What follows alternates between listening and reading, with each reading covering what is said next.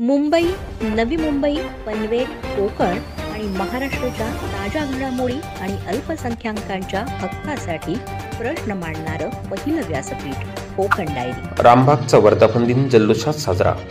महाराष्ट्रातील सुंदर बाग व आबालवृद्धांचे आकर्षण असलेल्या पनवेल तालुक्यातील नावेखाडी येथील रामबाग या उद्यानाचा पहिला वर्धापन दिन सोहळा निमित्त सत्यनारायणाची महापूजा व सांस्कृतिक कार्यक्रमाचे आयोजन करण्यात आले होते. माजी खासदार लोकनेते रामशेठ ठाकूर यांच्या संकल्पनेतून उभारलेले उद्यान एक महत्त्वपूर्ण आनंद देणारी निसर्गरम्य सुंदर नियोजन केलेली बाग असल्याचे मान्यवरांनी आपल्या भाषणात सांगितले. सुंदर संगीत सादरीकरण व पारंपरिक आगरी कोळी गीतांचा बहादर कार्यक्रम जनसमूहांच्या उपस्थित सुंदर रोषणाईत मोठ्या जल्लोषात साजरा करण्यात आला. यावेळी माजी खासदार लोकनेते रामशेठ ठाकूर तसेच खासदार संजीव नाईक, आमदार रविशेठ पाटील, आमदार प्रशांत ठाकूर, आमदार महेश बालदी, माजी नगराध्यक्ष जयम म्हात्रे, माजी सभागृह नेते परेश ठाकूर तसेच म्हसेश्वर मंदिर व रामबाग व्यवस्थापन कमिटी, स्थानिक ग्रामस्थ, पर्यटक, अन्य मान्यवर व पत्रकार बांधवांची प्रमुख उपस्थिती होती. श्री म्हसेश्वर मंदिर कमिटीचे अध्यक्ष CL ठाकूर आणि रामबाग व्यवस्थापन कमिटीचे अध्यक्ष सागर ठाकूर यांच्या उपस्थित सर्व मान्यवरांचे स्वागत व सत्कार. 1.5 कोटी रुपये शिडकोकडनं प्रशांत ठाकूर चेअरमन असताना मी मंजूर करून घेतला. मी हा बंधारा फक्त होता ना तो बंधारा मी दुरुस्त करून घेतला. पलीकडे ONGC करता आणि तुमच्या माझगाव डॉक करता म्हणून त्यांनी तो रोड टाकला, बंदिस्त केला. पण इकडचा आम्ही आमच्या गावाकरता काय करून घेतला. म्हणजे हे झालं 2017-18-19ला. आता 18-19ला एक झाल्यानंतर अर्ध पाऊस झालं. मग त्या दृष्टीने आता आम्ही म्हटलं आता हे आतला भाग आहे ना, याच्यामध्ये आपल्याला काहीतरी येता जाता येईल. ती देवळाची लोकांनी दुर्दशा मांडली का आम्हाला रस्ता नाही, आम्हाला रस्ता द्या. त्या बांधावरनं येताना सुद्धा रस्ता नव्हता. त्या बांधावरनं जो रस्ता जो नाव्याला गेला ना, त्याच्यावर अप्रोच रोड कुठं होता. मधल्या काळावधीमध्ये तो अप्रोच रोड रद्द झाला. जो गावात चारी बाजूने यायला आम्हाला मिळत होतं, तर जायला पाऊल ठेवतात ना असं होतं. टेम्पलला देवळा ही रामबाग नाव द्यायची कल्पना कोणाची? CL ठाकूर म्हणजे रामबाग जे इथले देऊळ कमिटीचे अध्यक्ष आहेत ना त्यांची. त्या कमिटीने विनंती केली कशावरून देऊळ बांधू, हे करूया. गावकऱ्याने वसुली केली, घरटी वसुली केली. कोणी हे दिलं, कोणी ते काय दिलं, ते देऊळ झालं. मला जरा माझा त्याच्यात भाग मोठा मी हे उचलला जरा की बसायला आपण आपल्याकडे 4 पैसे आहेत. बऱ्याच ठिकाणी शिक्षण संस्थांवर इकडे पैसे खर्च करतो, तर आता बाकी ठिकाणी करायचंच आपल्याला. मोखाड्याला जाऊन आपण 6 कोटीची बिल्डिंग बांधतो, सातारला जाऊन 7-7 कोटीचा आपण बांधतो, बाकी ठिकाणी कोटी 1.5 कोटीची आपण 10-20 ठिकाणी करतोय. तर आपल्या गावाला काहीतरी करायला पाहिजे. त्या दृष्टीने मी रामबाग केली. आणि मला आता अतिशय समाधान वाटतंय की ह्याच्याकरता आयुष्यात मी ज्या काही शाळा कॉलेज बांधलं चांगलंच काम आहे, ते प्रश्नच नाही. देवळं बांधली, सर्व काही केलं, पण त्यापेक्षा माझ्या जन्म ठिकाणी जे आता हे रामबाग बनलं ना, ते अतिशय महत्वाचं माझ्या दृष्टीनं आहे. आणि त्याच्याकडे जीव गेला तर चालेल.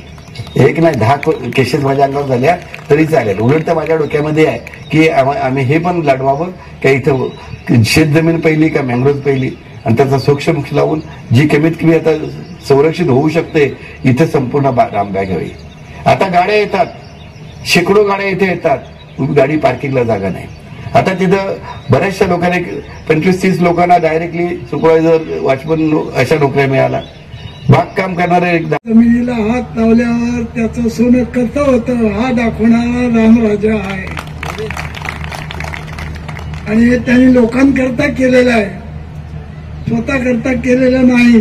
जे उभा केलेलं आहे ते चांगलं आहे, त्याला चांगलं म्हणण्याची दानत या महाराष्ट्रात आहे. आणि म्हणून रामशेठ तुमचं मनपूर्वक अभिनंदन करतो की आपल्या संपूर्ण या परिसराला त्याचा उपयोग होतोय. हेच परम भाग्य आपलं आहे असं मी म्हणून मी शुभेच्छा देतो आणि माझे 2 शब्द पुरे करतो. जय हिंद. की काम करण्याचं धाडस लागतं, तशी तुमच्यात हिंमत लागते आणि तेवढं दातृत्व सुद्धा पाहिजे. आज या ठिकाणी ज्या पद्धतीने त्यांनी सेवा केलेली आहे, आम्ही सर्व ऋणी आहोत रामशेठ आपले, की आपण शेवटी वरती काय घेऊन जायचं नाहीये, सर्व इथेच राहणार. मी या ठिकाणी आमचे नवनिर्वाचित जे सरपंच आहेत त्यांना मी काही कान मंत्र सांगणार. पुढच्या ग्रामपंचायतच्या तुमच्या कमिटीच्या मीटिंगमध्ये पहिला याचं नामकरण रामबाग म्हणून करून घ्या. एक तांत्रिक गोष्ट तुम्हाला मी सांगतो, रामशेठनी सांगितलेलं आहे की हे सर्व लोकांसाठी आहे आणि खरोखरच समाधानी व्यक्तिमत्व आहे. आज देवानं कुठल्याही गोष्टीची कमी केलेली नाहीये. दोन्ही चांगले सुपुत्र या ठिकाणी काम करतायत.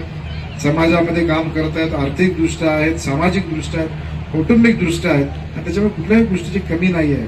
आणि म्हणून मला असं वाटतं या ठिकाणी की हा जो सोहळा आहे हा भविष्यामध्ये याच्यापेक्षा मोठा होईल.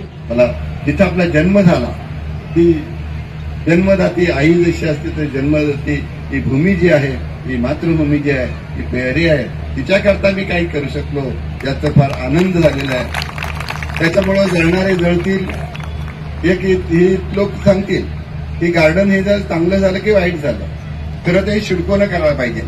आणि आम्ही आता सांगितलेलं आहे, महेश बालदी साहेबांनी पण एक लेखी पत्र शिडकोला दिलेलं आहे मागच 15 दिवसापूर्वी.